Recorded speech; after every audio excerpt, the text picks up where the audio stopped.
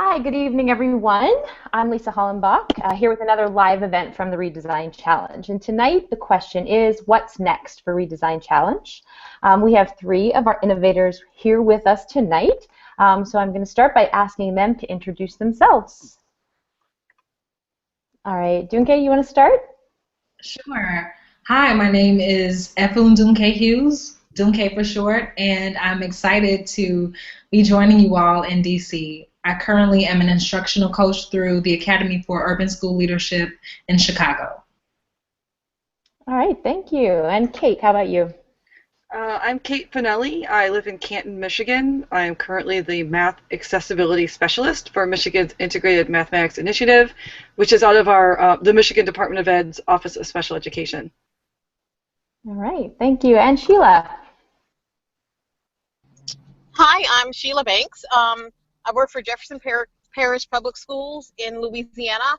We're located right outside of New Orleans, and I specialize in supporting schools and teachers with best instructional practices. Awesome. So thank you so much for joining us here tonight. Jess, would you like to introduce yourself?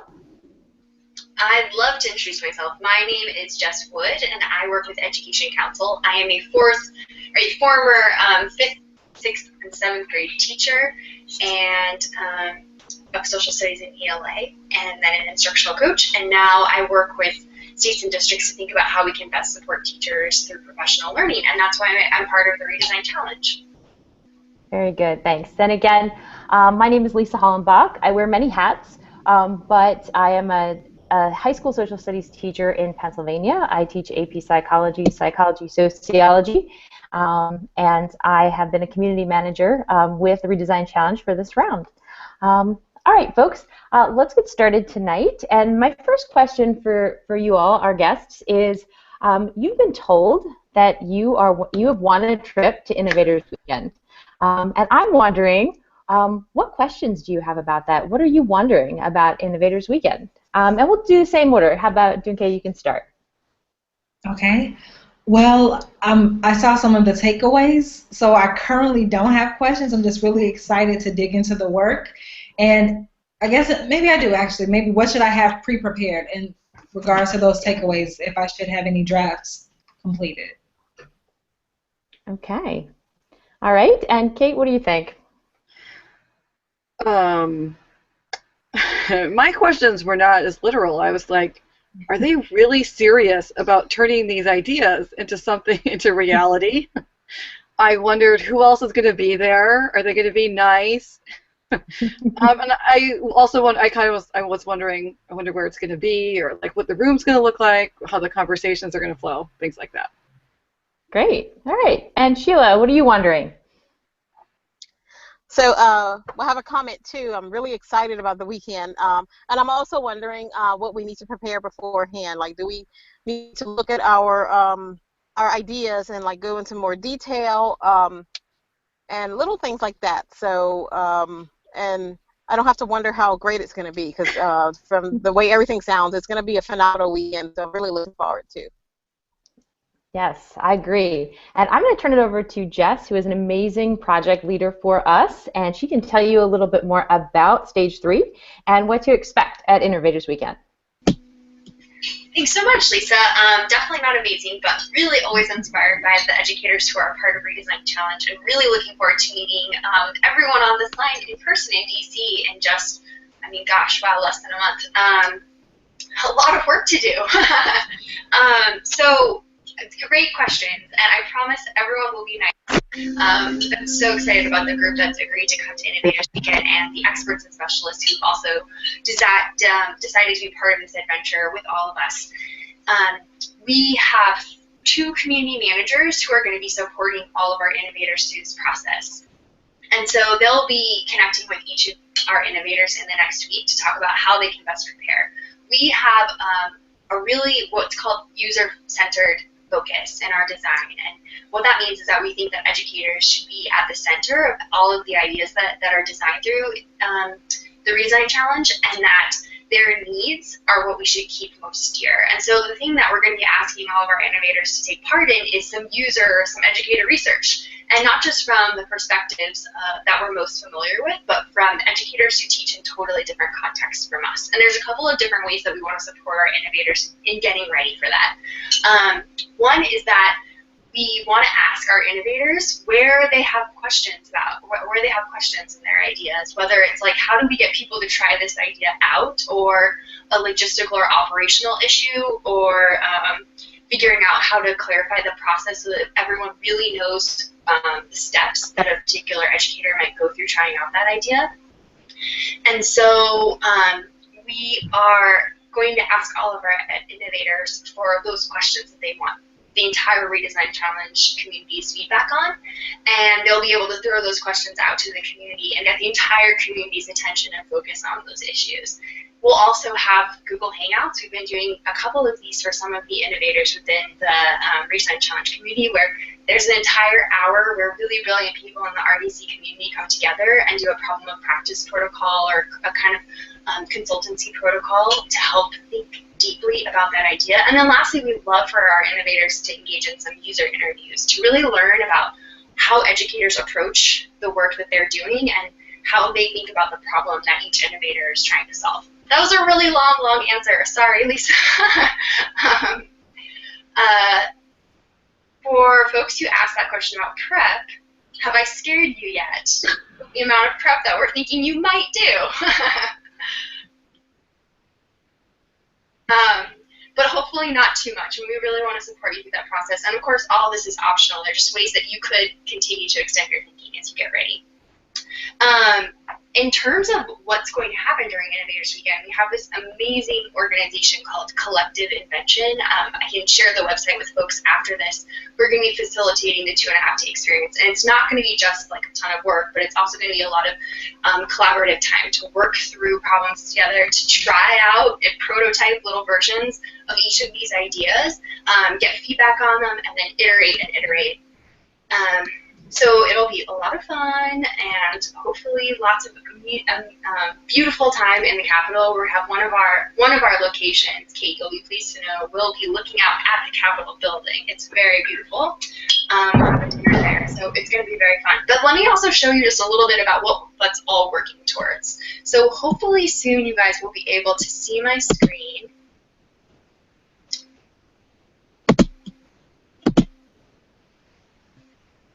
Let me know when you guys are able to see my screen. Good. Good. Okay. So you guys have seen this image, I'm sure, way too many times. And so you know that where we're heading is to this develop approaches and see our solutions. So I want to show you guys actually the design for what those stages look like on the site. So this is just a prototype. It's going to change by August when we release this part of the site. It'll, of course, look different. But what's really exciting to me is that for each of the ideas, our innovators are going to leave the Innovators Weekend with a full-on recipe for how to try out this idea. And we call it a recipe very intentionally because I may have one recipe for macaroni and cheese, and Lisa may have another recipe for macaroni and cheese, and they may be different with different ingredients and different methods, but they still can be really beautiful. I mean, this idea of recipes is all about honoring the variety of ways we can get to really smart solutions. And so we're still playing with this recipe template, but essentially what we're trying to do is support people who aren't able to go into Innovators Weekend with the tools that they need and the technique and capacity that they need to be able to try out ideas for themselves. And what's really cool is that when this stage opens and the recipes go live, you'll be able to say that you're trying out this idea with us. So you'll click this button, one of these buttons, and you'll be able to join a professional learning community of people across the country who are trying out that same idea with you. And then what we're hoping is that people who try out these ideas come and share their own versions of these recipes to show how they're making that idea work in their own context, or letting us know what doesn't work so that we can make these ideas better and really workable. And then what that leads to, hopefully, is a whole lot of lovely stories about how to try this out. And again, we're still playing, this is still a prototype, but essentially what we might have is one idea that got implemented with lots of different stories of how people tried that out, with video and photos and a good sense of how much time each version took so that people can find a solution that fits the constraints of their unique context. So that's the vision for where we're headed. Of course, like good design thinkers, we think and we know that this is going to change incredibly over time. And so we're really excited to get your feedback and your ideas about the future of Redesign Challenge.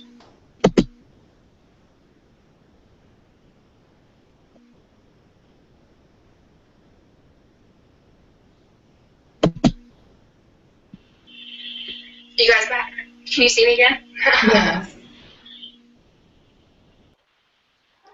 All right, before we move forward, do any of you have any questions about Stage 3 or about Innovators Weekend or anything we can try to answer for you now? I have a question. What's the timeline like? So, because we're meeting at the beginning of August, and you said you thought that phase would go up sometime in August. Are they going to really have workable prototypes, like within weeks?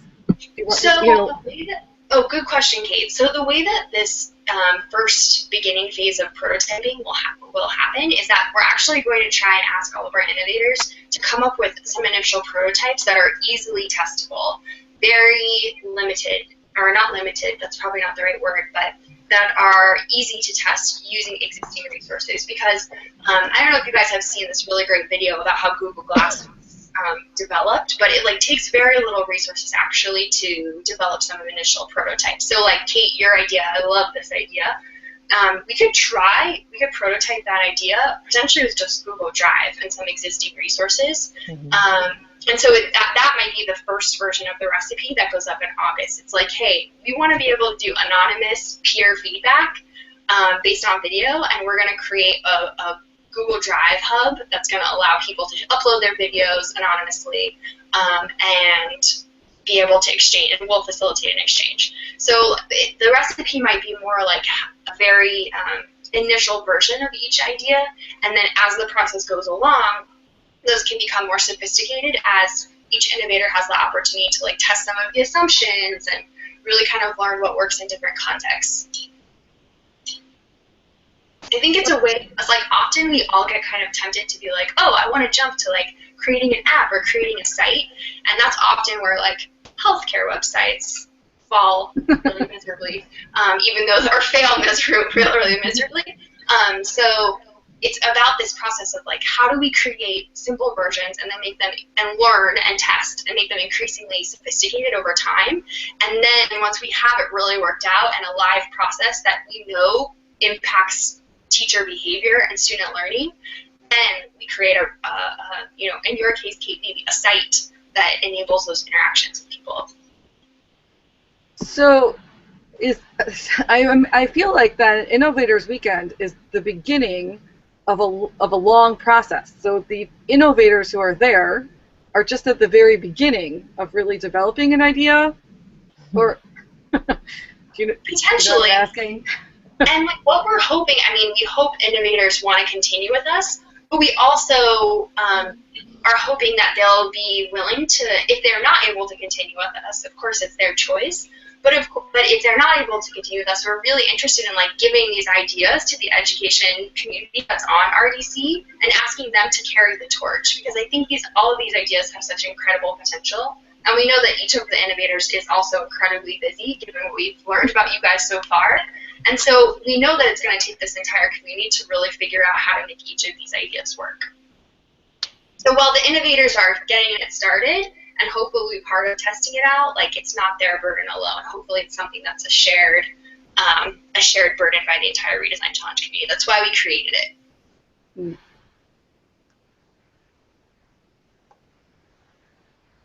All right. Any other questions?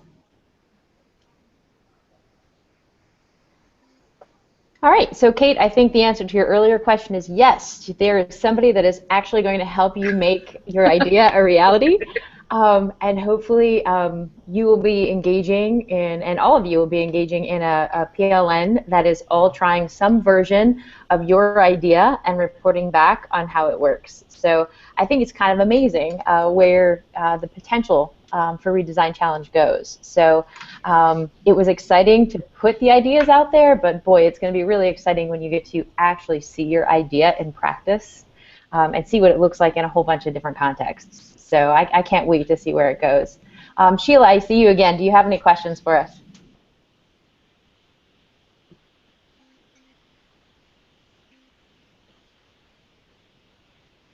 All right, I'm going to say no. Looks like she might have froze up on us a little bit. Okay, so for the rest of their chat tonight, what I'd like to do is to get you started to think a little bit deeper about your ideas. And so I want to have you go through a little process, and I'd like you to make, we're going to start by calling it an elevator pitch for your idea, because many of the people that might be watching right now are not sure of what your ideas are. So first things first, I'm going to have you give a very clear, concise description of what your idea is, what makes it unique, and if it works, what does success look like? So I'm going to give you those three things to think about. And when we get to that point, I'm going to ask you a few other questions, but I don't need you to remember. Anybody want to volunteer to be the first one? I'll go first. Okay, go ahead. Okay, hi again, everybody. My idea is entitled Model 360, and for this idea, it's really to improve the modeling process for teachers who are pre-service all the way through veteran teachers, ideally. So the process would start with pre-service teachers who are obtaining either a bachelor's or master's degree in elementary education, and they would support substitute teachers or long-term subs in school districts. One particularly that I'm interested in is in Las Vegas. And so they would support those teachers with video to help them to teach rigorous content to students by showing a recording of the pre-service teacher actually giving instruction or teacher input. And through that process, I'd like to get feedback from the substitutes about what worked and what didn't work, so that the pre-service teachers can thereby improve their practice as well with the support of their professors, and then continuing the looping cycle so that the content can be taught at a rigorous pace. All right, so what? Oh, go ahead. So the end result is really just improving education in districts where there are long-term subs and students do not have access to permanent teachers or necessarily high-quality education. Okay, so now's the real tough question. And I'm going to ask you to tell me what your why is. All right, so why do you think you need this? And maybe what is your evidence that a problem exists?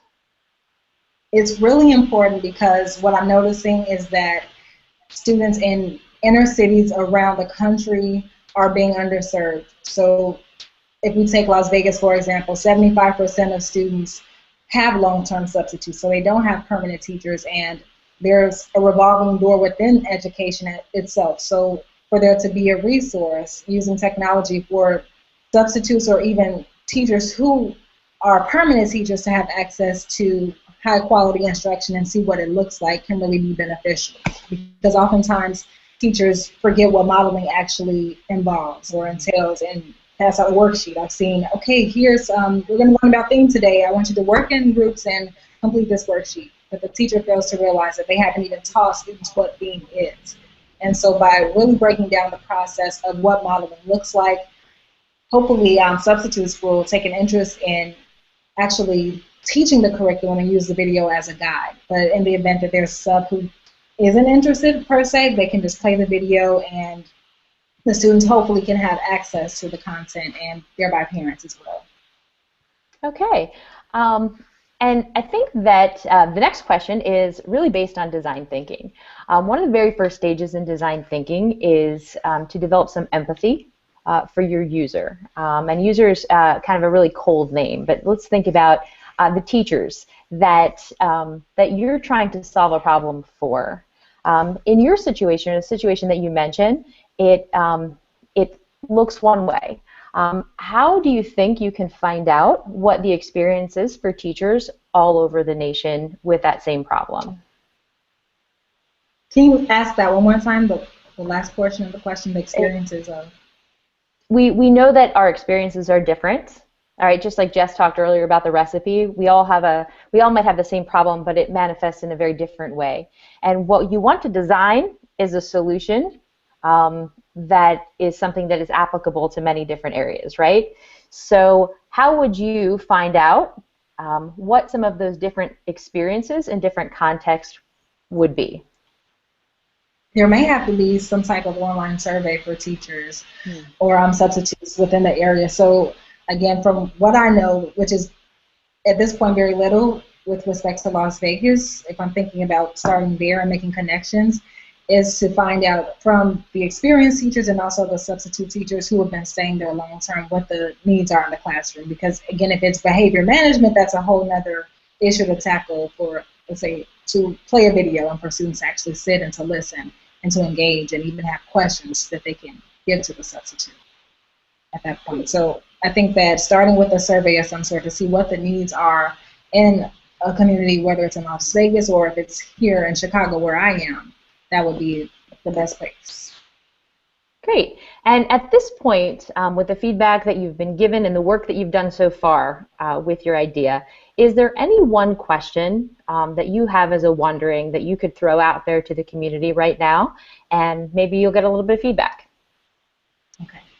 I'm wondering, let's see, if I should start with the organization that I work for. So we're partnered with National Louis University and DePaul University, and I'm wondering if that's like the hub that I want to start with. Or I was also wondering, because I've kept in contact with the dean of my alma mater, Stanford, and so she was wondering how to get tech involved in their graduate program. So I'm wondering if I should branch out there and see if that's something that may be of interest. And again, I really am thinking specifically about Las Vegas, but I know there's so many needs within the city of Chicago as well. So I'm wondering if I should stay within Chicago and then possibly trickle over to Las Vegas. And any feedback in those areas would be great. All right. So it sounds like you're saying you just want a little bit of feedback on where it's best to start. Right. With this. Okay, great. Or Thank any you. additional feedback would be great if anything was unclear and needs to be clarified. All right, great. All right, Kate, I'll move over to you. We're going to go through the same process. So start with your elevator pitch, a very clear, concise explanation of what your idea is. Why is it innovative or different, and what does it look like if it's successful? The name of my idea was Do You See What I Can't See? And so the idea is you would submit a video of yourself, 15 minutes or less, and in doing so, you agree to look at 3 other people's videos, and you'll get feedback from 3 other people on your video. So when you post it with a question. Do the students seem engaged? Is my message clear? Am I using enough wait time? Whatever you're wondering about, and you get this feedback. So what I think is unique about it is that it's anonymous, so it's not biased, good or bad, based on your previous relationships with people. And it's also just 3 people. It's not an endless list of comments, and it's not if you feel like commenting. You know you're going to get 3 back. And I would know that it's successful I think if we had a critical mass of people who wanted to participate in it, and I guess I hadn't really thought how we would ask teachers if it was helpful, but if the teachers felt that their instruction was being strengthened through the process. Okay, and I'm going to ask you the same questions as before. What is your why? So why is this a problem? And even a step further, what is your evidence that a problem exists? I specialize mostly in the world of special ed and math, and when I talk to teachers, it becomes evident that they're unclear on the content that they're teaching, that they're struggling with classroom management issues, and so I think there's a problem because I talk to teachers and I know that they're struggling with things. There's also an element of we need to get feedback from beyond our walls. I recently talked to an administrator who used the word inbreeding to describe sort of what was happening in his school. And it's there is a thing about people can see things that you can't see, either in yourself or in your own environment. Absolutely. And so you're talking about those people, right? The people that are looking for the answers, your math teachers and those people. How are you going to determine what all of those people across the nation and all the different contexts, what they actually need out of this experience as you build your prototype? Oh, I guess we'd have to ask for feedback on that. There would have to be a way for people to let us know what else they need. I think the flip side to being randomly assigned people is that you might not be getting the feedback that you need, but I imagine that there would be an element where if you got feedback that was really helpful, you could connect directly with those people for either a follow-up observation or even for an initial one on some other unrelated, a new question that you might have, so that you can build a personal network of people that you trust and who give you what you're looking for. Great. And is there any one question or wondering that you have that you'd like to throw out to our community today and let them think about some feedback for you? Well, I guess I'm wondering if other people besides me think this sounds like fun to do. I wish that I had, even now as a professional development person, I would love to, send out 15 minutes of a workshop and get feedback. So I mostly want to know if other people think this is a good idea. All right, that sounds good. I'll tell you, I think it's a great idea. I think it sounds fun and also terrifying. Okay. So once you get used to seeing yourself on video, I guess it's not so bad, right? But it does. Or you don't have to watch yourself. Just take yourself and send it out there. No worries, right?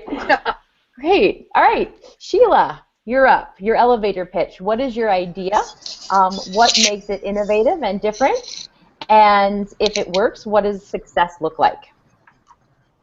All right, so my idea is it's entitled a teacher feature network, and what it involves is classroom teachers would actually go through a problem of practice protocol to identify a current problem that they're having in their teaching classroom. For example, it may be I'm struggling with my students citing the strongest evidence from the text.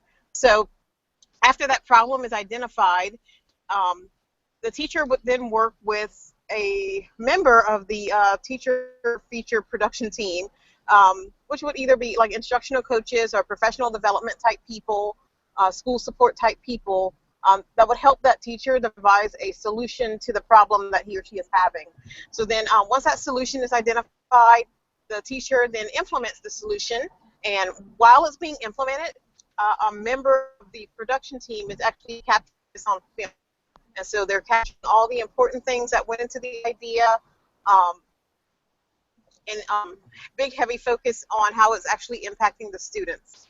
And then at the end of the process, the teacher and walk them through, was the solution effective?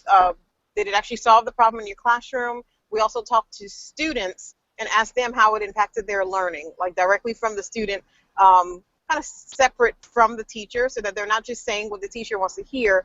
They're actually talking about how this really authentically worked for them in the classroom.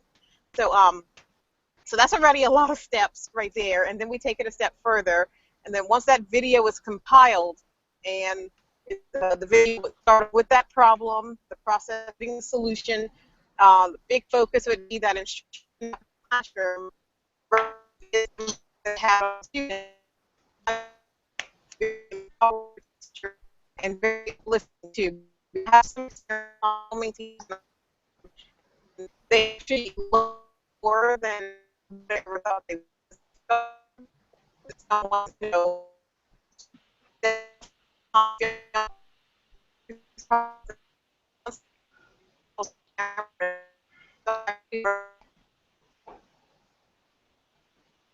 felt like $1 million.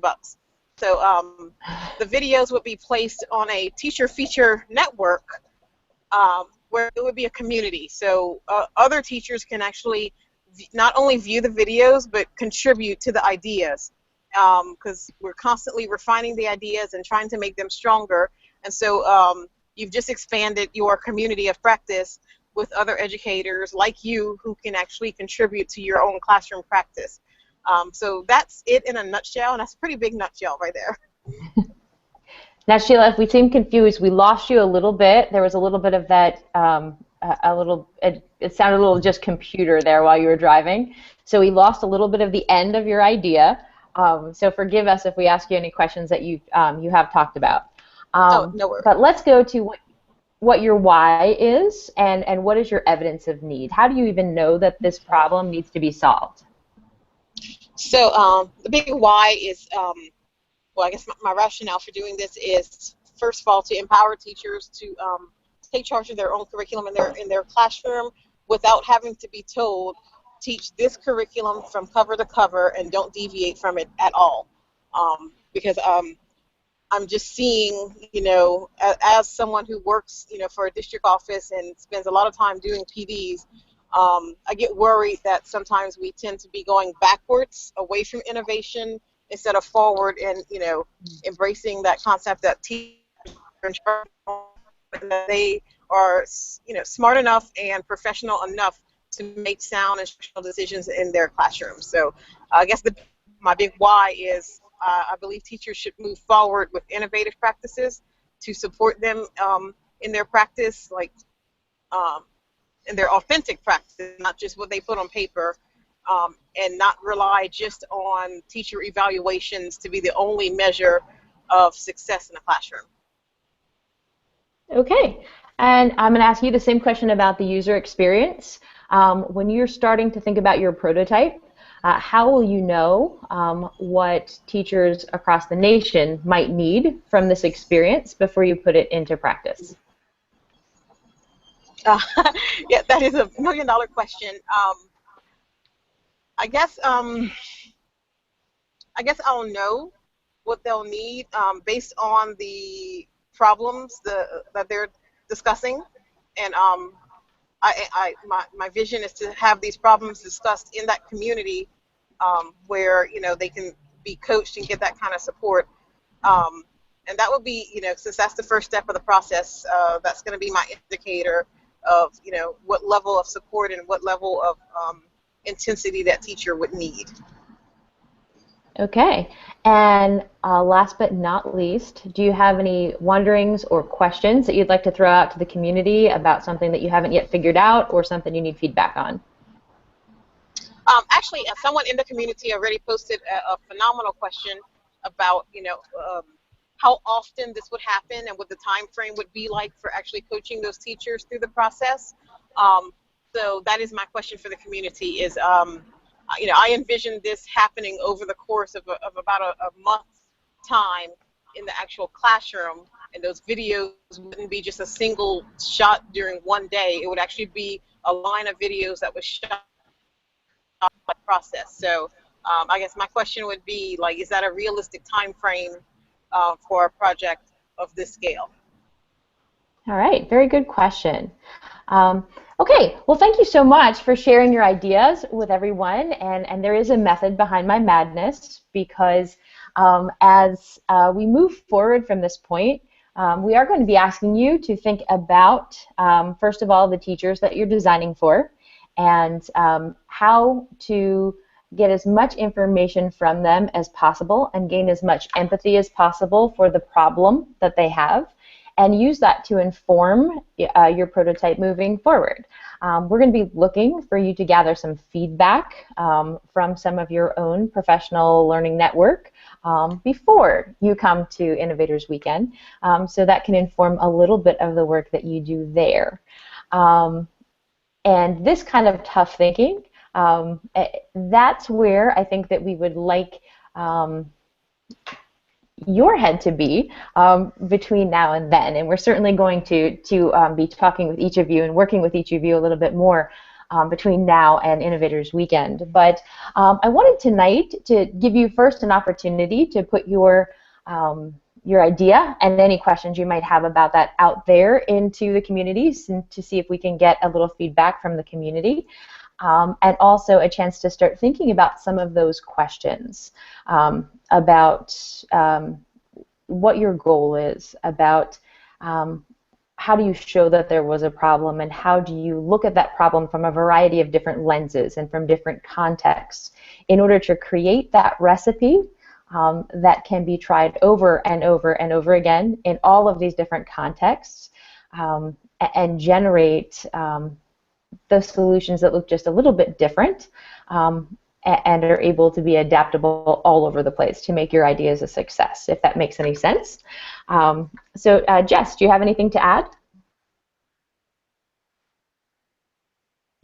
No, I'm just really excited not only to work with the innovators who've all been selected to join us in DC July 31st to August 2nd, but I'm also really excited for the community to share their experience and their feedback on these ideas, and then also to join these amazing innovators and others in actually trying them out and iterating on them until we have some solutions that really support educators with the amazing work that they do.